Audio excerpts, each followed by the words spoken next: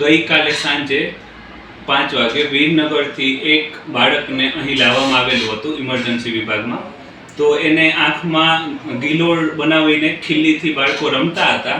તો એ રબર ખેંચવાના લીધે 4 સેન્ટીમીટરની ખીલ્લીનો 2.5 થી 3 સેન્ટીમીટર જેટલો ભાગ આંખના પાપણના ભાગમાં ઘૂસી ગયેલ હતો. તો અહીં આપણે રેડિયોલોજી વિભાગના ડૉક્ટરોની મદદથી સીટી સ્કેનથી ભાગ કેટલી ખીલ્લી ઘૂસેલી છે, કયા ભાગને ડેમેજ થયેલું છે અને કાઢતી વખતે કયા ભાગને ડેમેજ થઈ શકે એ બધું જોઈને બાળકને જનરલ એનેસ્થેસિયા આપીને ઓપરેશનમાં તાત્કાલિક લેવામાં આવ્યું. તો ઓપરેશનમાં કાનના ગળાના ડૉક્ટર તથા ન્યુરોસર્જરી વિભાગના ડૉક્ટર બી હાજર હતા અને ખીલ્લીને સીટી સ્કેનની અને આધુનિક માઇક્રોસ્કોપની મદદથી સેમ એંગલથી નીકાળવામાં આવ્યું અને આંખના સ્નાયુ, નસ, આંખનો ગોળો, પડદો બધું જ બચાવીને બાળકની 100% દ્રષ્ટિ બચાવી શકાય છે.